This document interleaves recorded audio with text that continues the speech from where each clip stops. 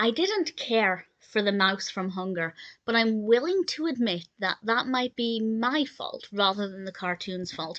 The Mouse from Hunger is a 1967 Tom and Jerry cartoon directed by Abe Levito and Chuck Jones. This is obviously parodying The Man from U.N.C.L.E., the TV series from the 60s. I've seen neither the TV series nor the film from 2015, I want to say, so I didn't really understand any of the references.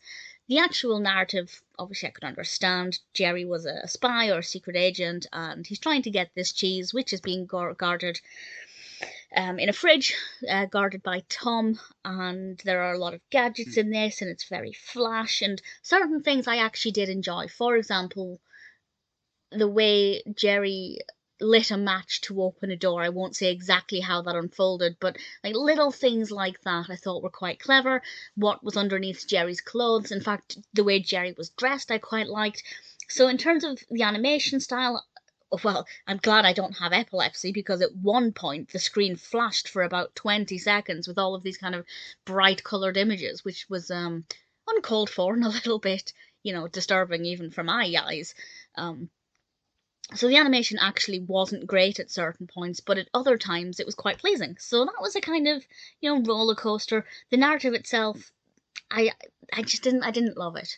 But as I said, I'm willing to admit that maybe that's my fault because I don't have the reference source or the source material. I don't understand various things they're parodying or characters. I've got no references for these things.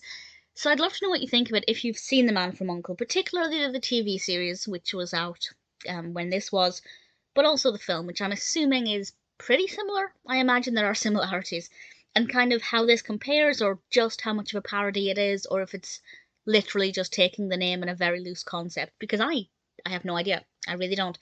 So I didn't like it very much.